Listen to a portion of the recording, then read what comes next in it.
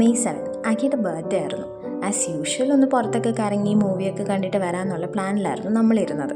ഇതിൻ്റെ ഇടയ്ക്ക് എനിക്ക് വിശക്കുന്നു, ലൈറ്റായിട്ട് എന്തെങ്കിലും വേണമെന്ന് പറഞ്ഞപ്പോൾ എനിക്ക് ലൈറ്റായിട്ട് മേടിച്ചുകൊണ്ട് വന്നത് പിസ്സയാണ്. പിന്നെ ഞാനൊരു ചോക്ലേറ്റ് ലവർ ആയതുകൊണ്ട് തന്നെ എനിക്കൊരു ചോക്ലേറ്റ് ലാവ കേക്കും മേടിച്ചുകൊണ്ട് വന്നിരുന്നു.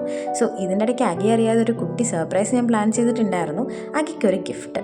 ബട്ട് അഖി കരുതിയിരുന്നത് ഞാൻ ഒന്നും കൊടുക്കില്ല എന്നാണ്. ബിക്കോസ് അമ്മ അതൊരു ആക്ടിങ് ആണ് ഞാൻ കാണിച്ചുകൊണ്ടിരുന്നത്, എൻ്റെ കയ്യിൽ പൈസ ഇല്ല എന്ന് പറഞ്ഞിട്ട്.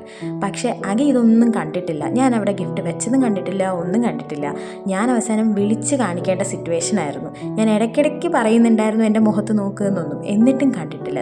നിങ്ങൾ ഈ എക്സ്പ്രഷൻ കണ്ടില്ലേ? കണ്ടിട്ടേ ഉണ്ടായിരുന്നില്ല. പിന്നെ അത് കണ്ടപ്പോഴത്തേക്കും ഭയങ്കര സന്തോഷമായി. പക്ഷേ ഫുഡ് കഴിക്കണോ അത് എടുക്കണോ എന്നുള്ള കൺഫ്യൂഷൻ്റെ ഇടയ്ക്ക് കുറച്ച് സമയം നോക്കിക്കൊണ്ട് നിൽക്കുന്നുണ്ടായിരുന്നു. പിന്നെ അവിടെ ഫുഡൊക്കെ മാറ്റി വെച്ച് അത് ആദ്യം എടുത്തിട്ട് അതിൻ്റെ വെയിറ്റാണ് നോക്കിയതാക്കി. വെയിറ്റ് നോക്കിയിട്ട് തുറന്നപ്പോഴത്തേക്കും ഒരു ചെറിയ ഐഡിയ കിട്ടി. കാരണം പെബിളിൻ്റെ വാച്ചായിരുന്നു ഞാൻ അഖിക്ക് ഗിഫ്റ്റ് ചെയ്തത്. കാരണം അഖിയുടെ ഫേവറേറ്റ് വാച്ച് ഒരെണ്ണം ഉണ്ടായിരുന്നു. പക്ഷേ അത് ഒരു ആക്സിഡൻറ്റിൽ പൊട്ടിപ്പോയി. സോ അത് കാരണം അന്ന് തൊട്ട് എൻ്റെ വാച്ച് പോയേന്നും പറഞ്ഞ് കിടന്ന് കരച്ചിലായിരുന്നു. അന്ന് തൊട്ടേ ഞാൻ പ്ലാൻ ചെയ്തതാണ് പെബിളിൻ്റെ വാച്ച് കൊടുക്കണമെന്ന്. പക്ഷേ അൺഫോർച്ചുനേറ്റ്ലി ഞാൻ വാങ്ങിച്ചതിൻ്റെ വേർഷൻ ഒന്ന് മാറിപ്പോയി. പിന്നെ ലാസ്റ്റ് അഖിയുടെ കയ്യിൽ നിന്ന് ഒരു കുട്ടി കിസ്സും കൂടെ കിട്ടിയപ്പോഴത്തേക്കും അപ്പോൾ എനിക്ക് മനസ്സിലായി അഖി ഫുള്ളി ഹാപ്പിയാണെന്ന്. അതാണ് എൻ്റെ മുഖത്തിൽ കണ്ടുകൊണ്ടിരിക്കുന്നത് നിങ്ങൾ. എന്നിട്ട് നമ്മൾ പിന്നെ കേക്കൊക്കെ കഴിച്ചു, പിസ്സ കഴിച്ചു. സോ അതിൻ്റെ ഇടയ്ക്ക് ചെറുതായിട്ടൊന്ന് ഞാൻ അഖിയായിട്ട് വഴക്കിടുന്നുണ്ടായിരുന്നു. ഇത് തന്നാൽ പോരാ, എനിക്ക് വാഫിളും കൂടെ മേടിച്ച് തരണം എന്നും പറഞ്ഞ് ഞാൻ വഴക്കും കൂടെ ഇടുന്നുണ്ടായിരുന്നു. സോ അതിൻ്റെതായി കണ്ടുകൊണ്ടിരിക്കുന്നത്. പിന്നെ കഴിച്ചൊക്കെ കഴിഞ്ഞിട്ട് നമ്മൾ പയ്യെ നടന്ന് മൂവിക്ക് കയറാനുള്ള പ്ലാനിലായി.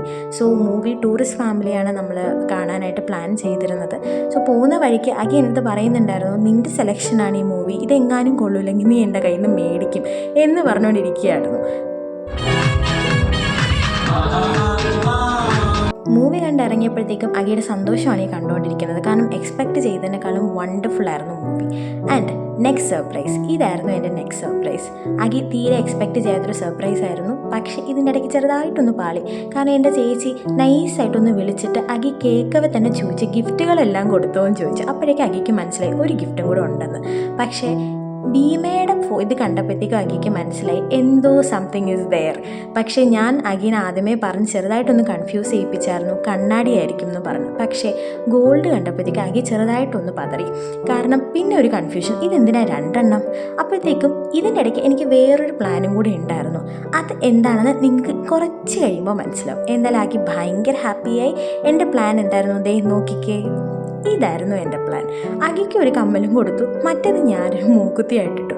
ഞാൻ ഹാപ്പി, അവന് happy, and we enjoy the day. By.